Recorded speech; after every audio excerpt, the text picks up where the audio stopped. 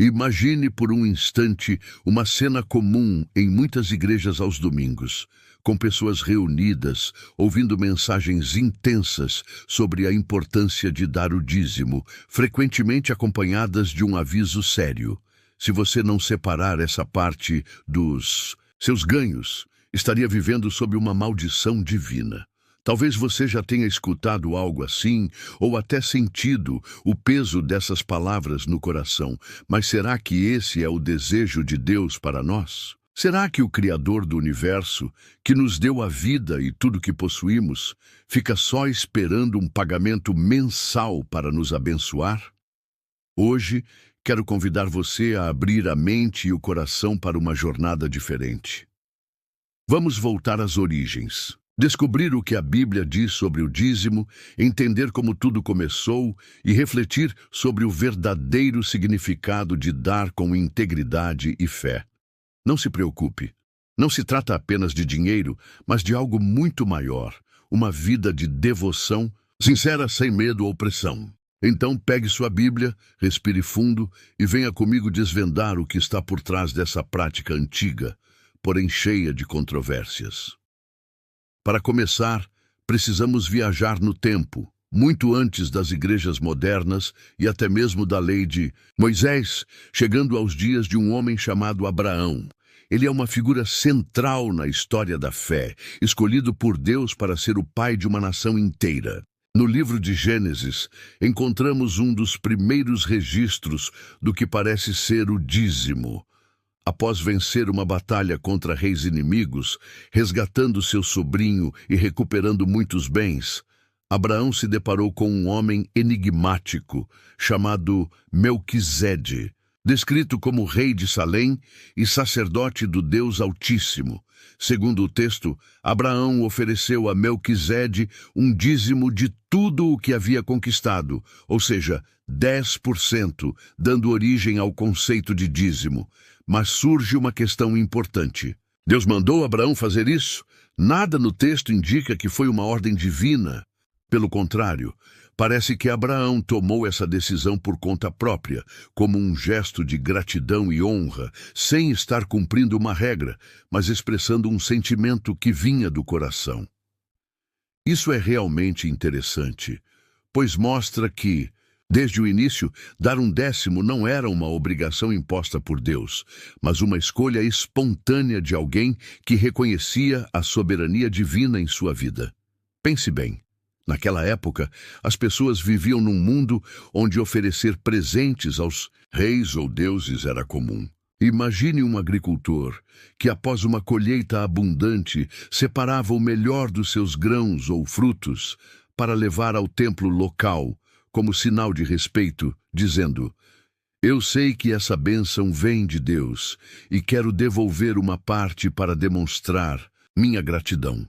Abraão, ao dar esse décimo a Melquisede, participava de uma prática cultural já existente, mas o fez para o Deus Altíssimo e não para um ídolo qualquer. Em troca, Melquisede abençoou Abraão, criando um momento de reconhecimento e comunhão. Esse encontro não tratava de regras ou cálculos exatos, mas de um relacionamento. E é aí que começamos a entender o verdadeiro sentido do dízimo. Um ato voluntário de um coração grato, e não uma fórmula fixa baseada em porcentagens ou no medo de punição.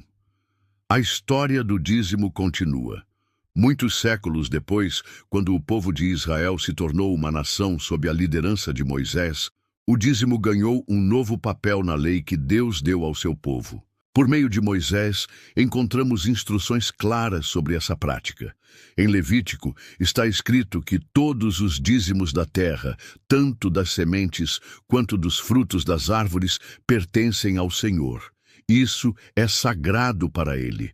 Nesse momento, o dízimo deixou de ser apenas uma decisão pessoal e passou a fazer parte de um sistema organizado. Deus ordenou que o povo separasse 10% de suas colheitas e rebanhos para um propósito específico, que não era enriquecer líderes religiosos ou construir templos luxuosos, mas sustentar os levitas, uma das 12 tribos de Israel que não recebeu terras como herança. Esses levitas foram destinados a servir no tabernáculo e depois no templo, cuidando das cerimônias, orações e do ensino da lei. Sem terras para cultivar, dependiam do dízimo para sobreviver. Além disso, em Deuteronômio, o texto revela que a cada 3 anos, uma parte do dízimo deveria ser destinada aos pobres, viúvas, órfãos e estrangeiros que viviam entre o povo. Imagine, então, uma pequena vila em Israel naquela época, onde um agricultor chamado Jonas, após colher seus grãos, separava 10% da produção, trigo, azeitonas, uvas, e levava ao depósito comunitário. Ele sabia que esses bens iriam alimentar os levitas, que ensinavam os filhos sobre Deus, e também ajudariam uma viúva chamada Sara, que após perder o marido, lutava para criar seus filhos sozinha. Jonas não fazia isso por medo de uma maldição, mas porque compreendia que fazia parte de um povo escolhido por Deus, no qual cuidar uns dos outros era essencial. Esse era o espírito do dízimo na lei de Moisés, um sistema prático e, ao mesmo tempo, profundamente espiritual, que refletia o cuidado de Deus com os necessitados. Em Números, Deus reforça essa ideia dizendo: aos filhos de Levi dei todos os dízimos em Israel, como herança, pelo serviço que prestam no tabernáculo. Assim, o dízimo funcionava como um meio de manter a nação unida e funcionando como um povo sagrado. Um detalhe importante é que, na Bíblia, o dízimo não era feito com dinheiro, mas com alimentos, grãos, frutos e animais. Isso faz sentido, porque Israel era uma sociedade agrária. As pessoas não tinham salários fixos ou contas bancárias como hoje. Viviam do que a terra produzia, e o dízimo era uma forma de compartilhar essa produção. Pense bem, quando alguém diz dê 10% do seu salário, isso é uma adaptação moderna, não algo que vem diretamente do texto bíblico. Naquela época, ninguém contava moedas ou escrevia cheques. Era simplesmente um punhado de trigo, um cesto de figos ou um cordeiro do rebanho. Esse ponto mostra como o dízimo estava intrinsecamente ligado à vida diária do povo, não sendo uma taxa fixa sobre uma renda mensal, mas uma oferta extraída do que Deus já havia proporcionado através da terra. Em Deuteronômio, o povo era instruído a declarar que separou o dízimo para os levitas, estrangeiros, órfãos e viúvas, obedecendo aos mandamentos de Deus, um ato de obediência, mas também de generosidade coletiva.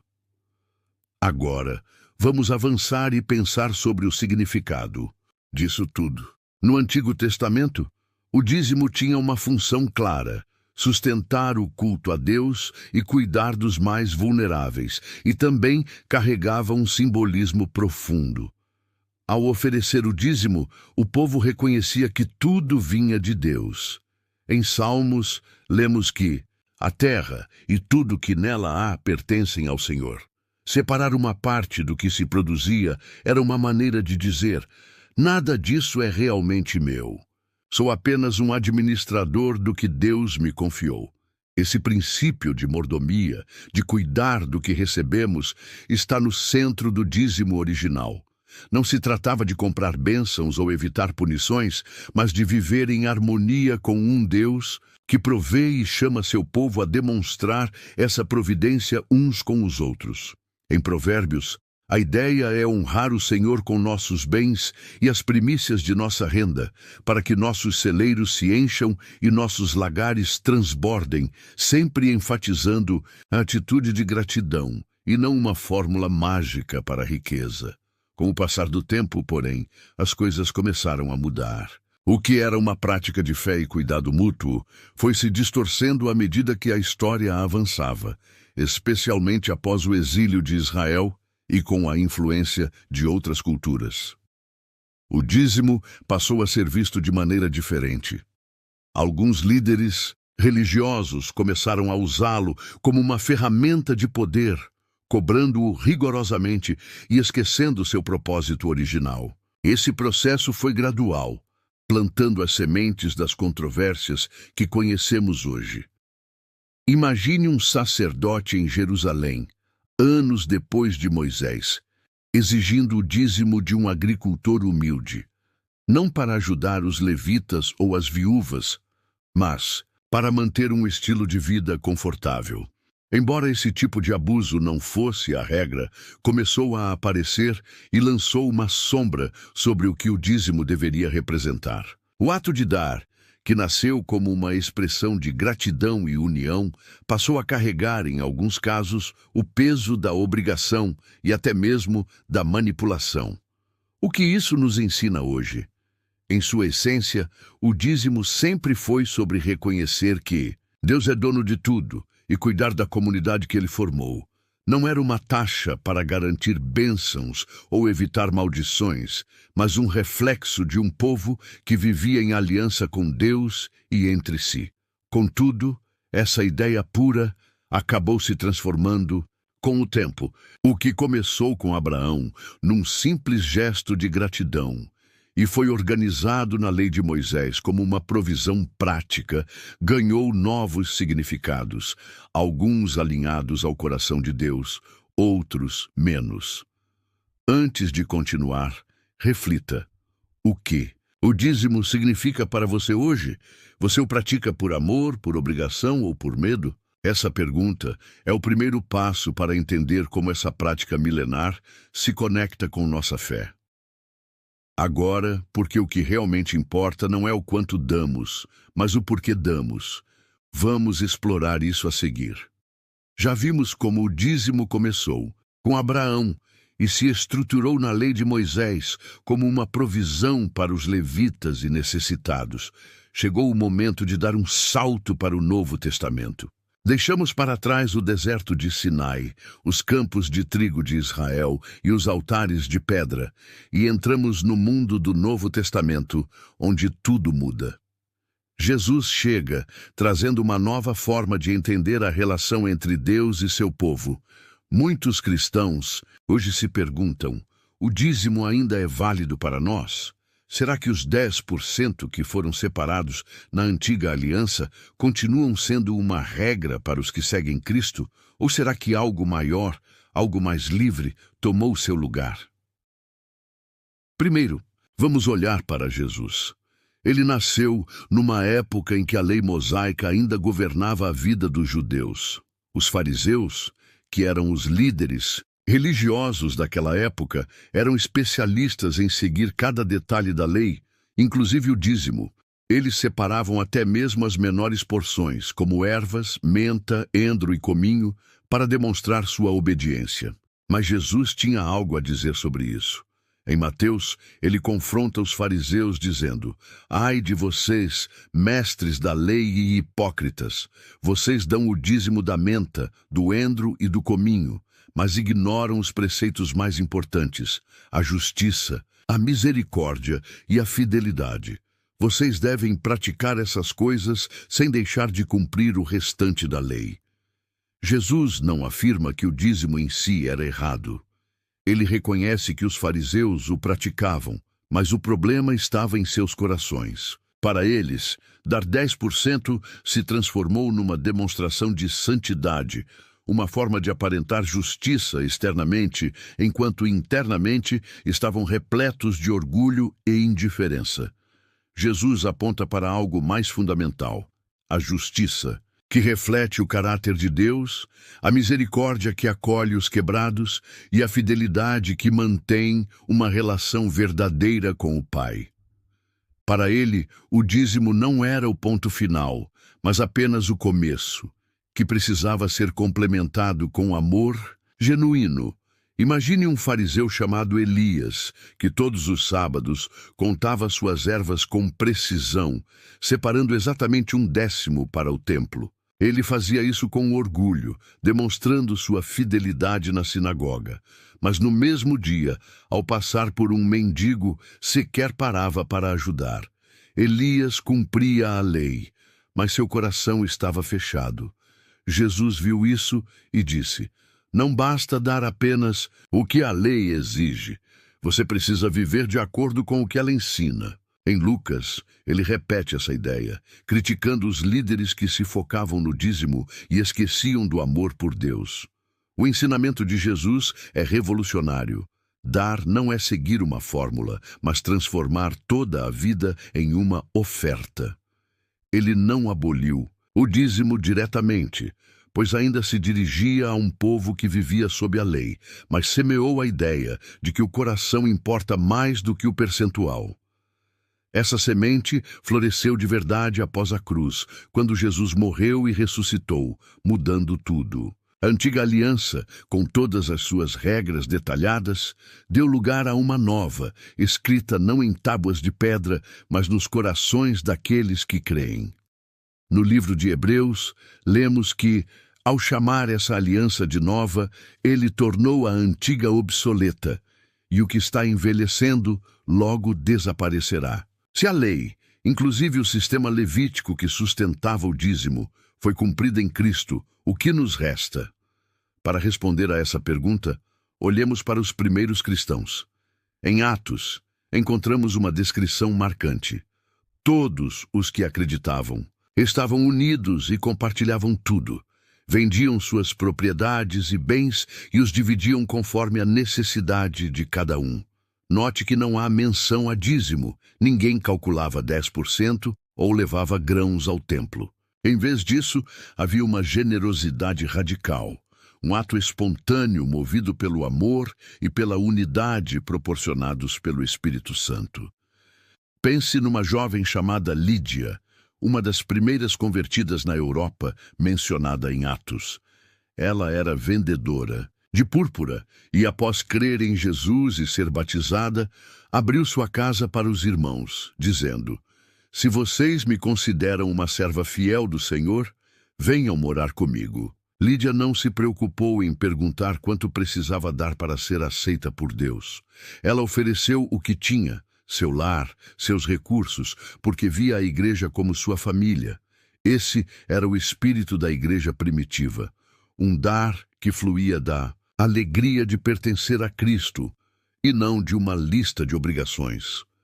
Em Atos, lemos que os crentes eram de um só coração e alma, não considerando suas posses como exclusivas, mas as compartilhando, de modo que não havia necessitados entre eles. Esse tipo de doação supera o conceito do dízimo na lei antiga, que era total, livre e movido por fé.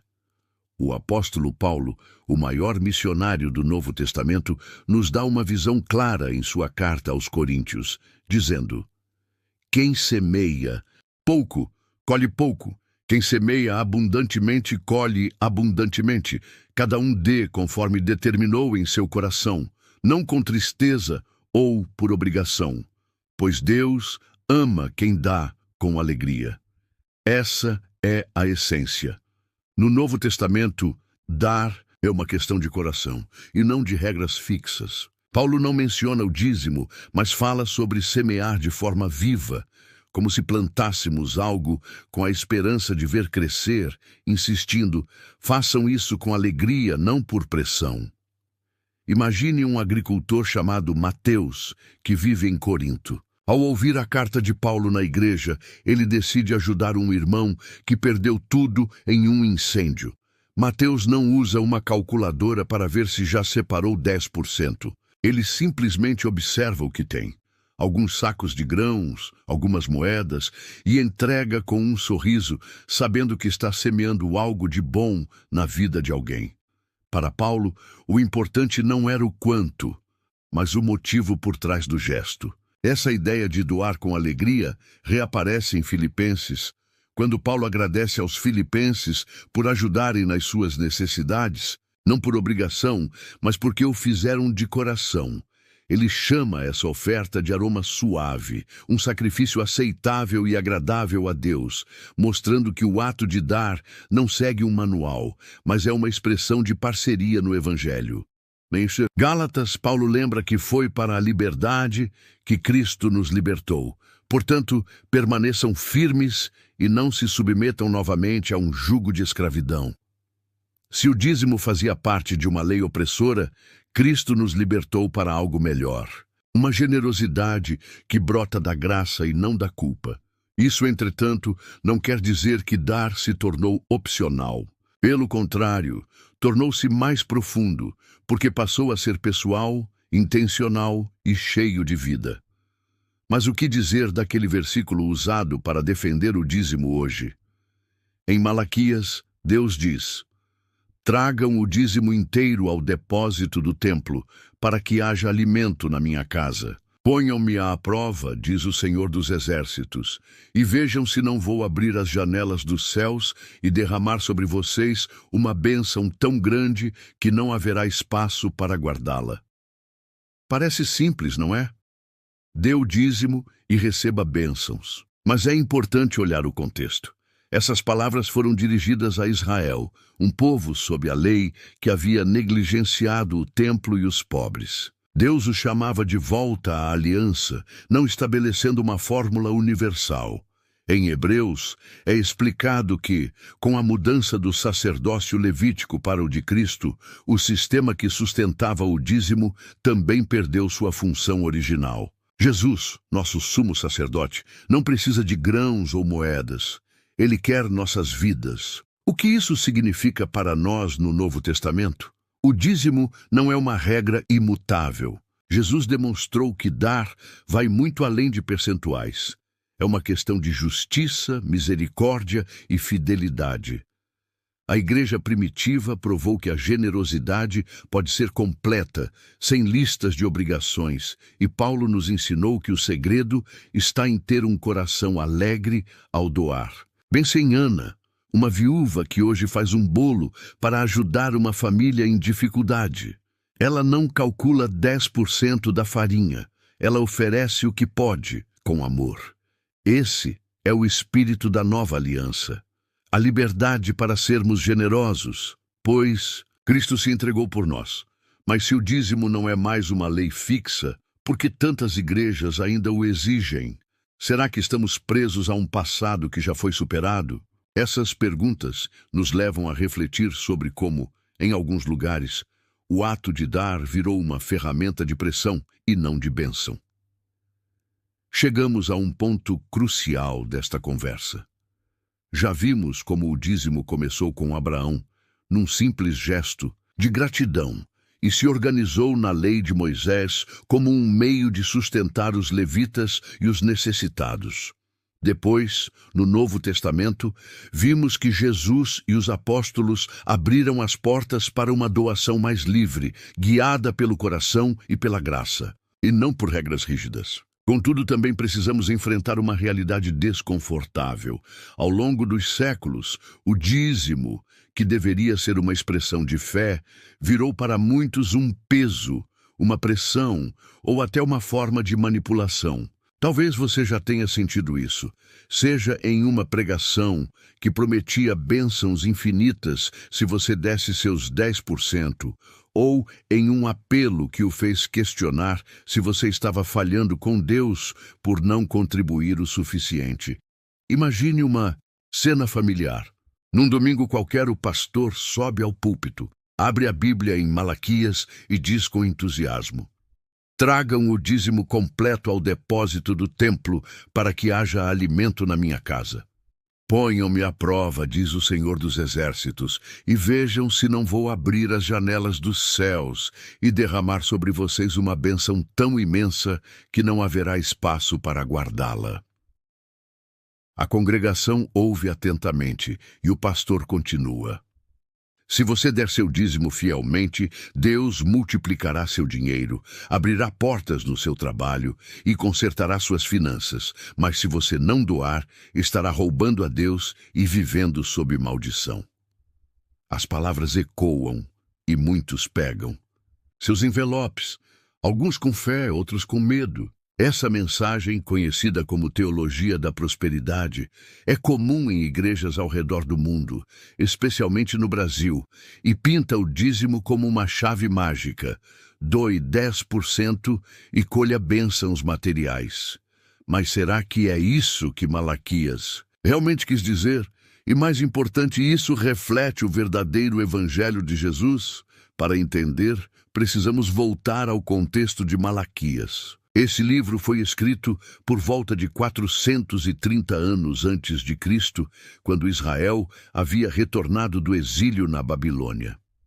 O povo estava reconstruindo sua vida, mas negligenciava tanto o templo quanto os pobres. Os sacerdotes estavam corrompidos e a nação vivia em desobediência. Deus, por meio do profeta, os chamava ao arrependimento, e o dízimo se encaixava nesse chamado, pois trazer os dízimos ao templo garantiria sustento para os levitas e renovaria a aliança com o povo. A promessa de abrir as janelas dos céus visava restaurar a terra e a nação e não enriquecer indivíduos. Era um chamado coletivo, não um contrato pessoal de prosperidade. Hoje, esse versículo é muitas vezes tirado do contexto original e usado para provocar reações emocionais. Imagine um agricultor chamado Pedro, que ouvia Malaquias na época. Ele levava seus grãos ao templo, não para ficar rico, mas para ver sua comunidade prosperar sob a bênção de Deus. O foco era a fidelidade de Israel, e não o saldo bancário de Pedro. Em contraste, Jesus, em Mateus, ensina: não se preocupem com o que vão comer, beber ou vestir, pois os pagãos é que correm atrás dessas coisas, mas o Pai Celestial sabe que vocês precisam delas. Busquem, antes de tudo, o reino de Deus e a sua justiça, e todas essas coisas lhes serão acrescentadas. Jesus inverte a lógica da prosperidade. Ele não diz, dê 10% e encha seus bolsos, mas sim, confie no Pai, busque o reino e Ele cuidará de vocês. A bênção, segundo ele, não é um prêmio por doar, mas uma promessa de provisão para quem vive para Deus. Em Lucas, ele ensina que, ao dar, receberemos de volta uma boa medida, calculada, sacudida e cheia. Mas o contexto é sempre sobre generosidade e perdão, e não sobre um cálculo financeiro. Jesus nunca tratou Deus como um banqueiro que negocia bênçãos em troca de dízimos. A ideia de que o dízimo traz riqueza tem raízes históricas. Nos primeiros séculos da Igreja, o dízimo continuava em algumas regiões como uma oferta voluntária. Com o passar do tempo, especialmente durante a Idade Média, a Igreja Católica transformou-o em um imposto eclesiástico cobrado para sustentar clérigos e catedrais, mais uma questão administrativa do que espiritual. No século XX, com o crescimento do movimento pentecostal nos Estados Unidos, pregadores começaram a associar o dízimo à prosperidade pessoal. Versículos como o de Malaquias foram reinterpretados, dando origem à teologia da prosperidade, dê para receber. No Brasil, essa mensagem se espalhou, misturando-se com a busca por esperança em tempos de dificuldade econômica, mas acabou distorcendo o verdadeiro sentido. O dízimo, que era para sustentar a comunidade e honrar Deus, passou a ser visto como uma aposta, onde se prometia um retorno extraordinário em troca dos 10%. Imagine uma mulher chamada Mariana, que trabalha como faxineira e ganha pouco. Ela ouve na igreja que, se doar o dízimo, Deus abrirá as janelas dos céus. Com fé, ela separa 10% do salário, mas mesmo assim, as contas continuam apertadas. O pastor diz que ela precisa semear mais ou ter mais fé, e Mariana começa a se sentir culpada, como se estivesse falhando com Deus. Esse é o lado negativo da prosperidade. Quando as bênçãos não aparecem, a culpa recai sobre quem deu e não sobre quem fez as promessas. Em uma passagem de 1 Timóteo, Paulo alerta que aqueles que desejam enriquecer podem cair em tentações e armadilhas, pois o amor pelo dinheiro é a raiz de todos os males. Ao focar na riqueza como meta, a teologia da prosperidade inverte o evangelho. Jesus, em Marcos, disse: "E é mais fácil um camelo passar pelo fundo de uma agulha do que um rico entrar no reino de Deus." mostrando que ele não via o dinheiro como sinal de bênção, mas como um perigo para a alma. Esse uso moderno do dízimo cria um ciclo emocional. Pregadores sabem que promessas de prosperidade atraem multidões, contando histórias de milagres financeiros. Fulano deu o dízimo e comprou uma casa, mas raramente mencionam aqueles que doaram e continuaram na mesma situação. Isso não é fé, é marketing. Em Mateus, Jesus adverte: cuidado com os falsos profetas que parecem inocentes, mas por dentro são lobos ferozes. Não estou dizendo que todos os pastores que falam de dízimo são maus, mas quando o foco se desloca de Deus para o dinheiro, algo está errado. Imagine um pai de família chamado João, que ouve essa mensagem todo domingo. Ele quer o melhor para seus filhos e, mesmo precisando cortar despesas essenciais, dá o dízimo. Quando nada muda, ele se sente traído, mas o medo de desagradar a Deus o mantém preso. Esse é o poder da manipulação, usar a palavra para gerar culpa em vez de promover liberdade. O que a Bíblia diz sobre usar a fé para pressionar? Em 2 Pedro, lemos que na ganância, alguns líderes exploram as pessoas com histórias inventadas, e a condenação deles está certa há muito tempo. Pedro fala de líderes que distorcem a verdade por lucro, algo que já acontecia na época dos apóstolos, quando alguns viam a fé como um negócio. Hoje, com a televisão, redes sociais e grandes eventos, esse problema se agrava. O dízimo, que deveria unir o povo de Deus, às vezes se transforma em um instrumento que enriquece poucos e confunde muitos. Em Tiago, o apóstolo questiona: se um irmão ou irmã precisa de roupas e de alimento diário, e vocês apenas desejam que a pessoa se aqueça e se alimente, sem oferecer nada, de que adianta isso?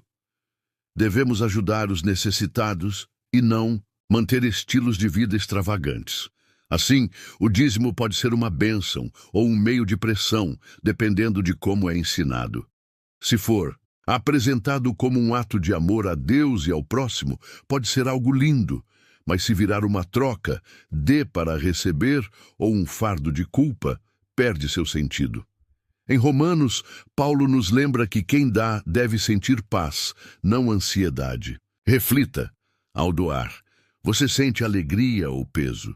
Se for o segundo, talvez seja hora de questionar o que lhe foi ensinado. O Evangelho não é sobre comprar bênçãos, mas sobre viver para um Deus que já nos deu tudo por meio de Cristo. Nossa conversa nos levou por um caminho cheio de reviravoltas.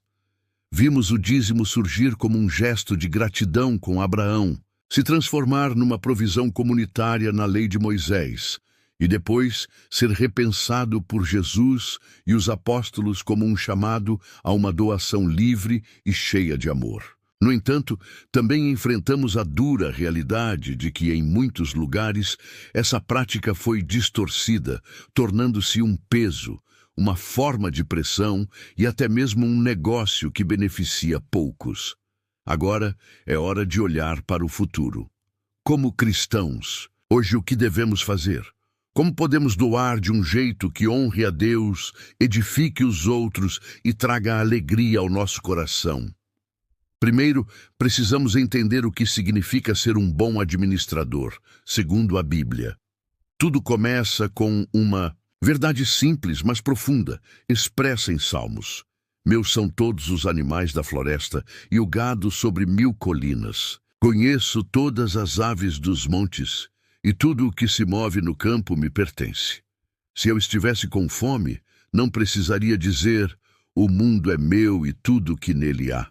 Deus é dono de tudo, o ar que respiramos, a comida que comemos, até mesmo o dinheiro que temos, e nada é realmente nosso. Somos apenas responsáveis pelo que Ele nos confiou. Isso muda completamente nossa perspectiva. Se enxergarmos nosso salário, nossa casa, nosso tempo como empréstimos de Deus, não os agarramos com egoísmo, mas perguntamos: como posso usar isso para fazer o bem? Em Mateus, Jesus conta a parábola dos talentos, onde um senhor entrega bens aos seus servos e espera que eles os multipliquem. O servo que enterra seu talento é repreendido, enquanto os que fazem rendimentos são elogiados. Ser um administrador não é apenas guardar, mas investir no reino de Deus. Imagine uma dona de casa chamada Clara, que mora numa cidade pequena. Ela não tem muito, mas entende que seus recursos, seja um valor pequeno ou algumas horas do dia, pertencem a Deus. Certo dia, ela vê sua vizinha, Dona Rosa, chorando porque não tem leite para os filhos. Clara pega o pouco que tem em casa e leva com um sorriso e uma oração. Ela não se preocupa com percentuais, enxerga a necessidade e age. Isso é o verdadeiro significado de mordomia. Usar o que Deus nos dá para abençoar e não para acumular. Em 1 Crônicas, Davi ora: quem sou eu e quem é o meu povo para oferecer tanto? Tudo vem de ti e apenas devolvemos o que vem de tuas mãos. Dar, assim, é devolver a Deus o que já é dele, com gratidão e intenção. Não uma perda, mas uma parceria com o Criador. Mas como aplicar isso hoje? A Bíblia nos oferece orientações claras. Em 2 Coríntios, Paulo fala sobre uma coleta para os pobres, explicando que, se há boa vontade, a oferta deve ser feita conforme a capacidade de cada um e não baseada no que alguém não tem. O objetivo não é que alguns sejam aliviados enquanto outros ficam sobrecarregados, mas que haja equilíbrio. A mensagem é: doe conforme puder, com disposição, pensando no bem comum. Não se trata de esvaziar sua conta bancária ou se endividar, mas de compartilhar de maneira equilibrada.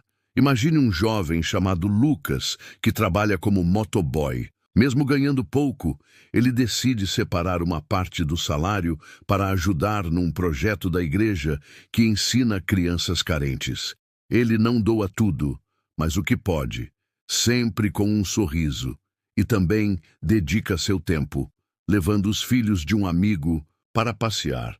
Lucas entendeu que generosidade não se resume a dinheiro, mas a compartilhar a vida.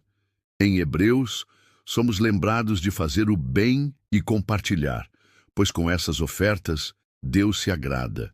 Fazer o bem pode significar ouvir um amigo em dificuldade, preparar uma refeição para uma família doente ou ensinar algo que você sabe. Imagine uma costureira chamada Beatriz, que usa suas tardes para confeccionar máscaras para um asilo.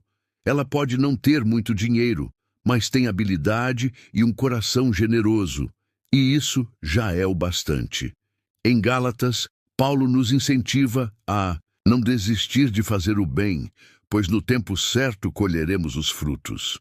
E enquanto tivermos oportunidade, devemos ajudar a todos, especialmente os da família da fé. Doar deve ser feito com alegria, não com peso. Em 2 Coríntios, Paulo diz que cada um deve dar conforme determinou em seu coração, não com tristeza ou por obrigação, pois Deus ama quem dá com alegria. O prazer de doar é o que torna esse ato especial. Se você se sente amargurado, ao dar, perdeu o objetivo. Imagine uma avó chamada Dona Maria, que adora fazer bolos. Quando sua neta faz aniversário, ela passa horas na cozinha, feliz, pois sabe que o bolo vai alegrar a festa. Ela não reclama do trabalho, celebra o momento. Doar para Deus e para os outros deve ter o sabor de um presente e não de uma cobrança. Em Êxodo, quando Moisés pedia ofertas para o tabernáculo, ele dizia: todo aquele que sentir no coração, traga uma oferta ao Senhor. O povo deu tanto que Moisés precisou pedir para que parassem. Isso mostra que doar deve ser feito com entusiasmo e não por relutância. Mas, e se você já se sentiu pressionado a doar por medo? Muitos cresceram ouvindo que, se não doarem o valor certo, sofreriam maldições, como se, ao não doar, estivessem falhando com Deus. Em Romanos, encontramos a chave: o pecado não os dominará, porque vocês não estão debaixo da lei, mas da graça. A graça de Cristo nos liberta do peso da obrigação. Você não precisa provar nada a Deus com seu bolso, pois Ele já te aceitou na cruz. Em João, Jesus promete: eu vim para que tenham vida e a tenham em abundância. Essa abundância é espiritual, não material, e não depende de cheques. Imagine um jovem chamado Rafael, que ouvia que o dízimo era uma forma de garantir a proteção de Deus. Um dia, ao ler Romanos, ele percebeu: eu já sou livre em Cristo. Assim, começou a doar o que podia, sem culpa, encontrando paz, pois a generosidade floresce onde o medo desaparece. Quanto às igrejas que ainda exigem o dízimo como regra, não precisamos julgá-las, mas sim avaliá-las. Em 1 João, somos chamados a examinar os espíritos para ver se vem de Deus. Se uma igreja usa o dízimo para construir o reino, ajudar os pobres e pregar o evangelho, ótimo. Mas se o foco é enriquecer líderes ou assustar fiéis, é melhor evitar. Em Atos, Paulo cita Jesus dizendo que é mais bem-aventurado dar do que receber. Uma igreja fiel vive esse princípio, sem distorcer a mensagem. Pergunte a si mesmo: meu ato de dar está glorificando a Deus ou sustentando um sistema? Seja sábio, mas sem rigidez. O objetivo é crescer, não condenar. Então, como o cristão deve doar hoje com liberdade, propósito e alegria? É preciso ter a liberdade de decidir quanto e como doar, sem regras rígidas, ter o propósito de dar com sentido, para ajudar um necessitado, apoiar uma causa, louvar a Deus e ter a alegria para que cada oferta seja um sorriso e não um fardo. Em Lucas, Jesus observa uma viúva que doou 2 moedinhas, dizendo que ela deu mais do que os outros, pois, do que lhes restava, ela deu tudo. Não se trata do valor, mas do coração. Imagine uma menina chamada Sofia, que junta moedas para comprar material escolar para um colega. Ela doa pouco, mas com tanto amor que brilha. Esse é o verdadeiro modelo, doar do que temos com o que somos. Para encerrar, deixo um convite. Em Filipenses, Paulo agradece por uma oferta, dizendo que ela é como um aroma suave, um sacrifício, aceitável e agradável a Deus, e que Deus suprirá todas as necessidades de vocês, conforme a sua gloriosa riqueza em Cristo Jesus. Doar é como oferecer um perfume a Deus, e Ele cuida de nós. Não é uma troca, mas uma demonstração de confiança. Hoje olhe para o que você tem, seja dinheiro, tempo ou talentos, e pergunte: como posso usar isso para fazer o bem? Talvez seja um café para um amigo, uma doação para uma causa ou um abraço num dia difícil. Faça isso de coração. Leve, sabendo que Deus vê e se alegra. A generosidade verdadeira não se mede pelo quanto se dá, mas por quem somos em Cristo, um filho amado chamado a amar. Que sua vida seja sempre essa oferta de amor.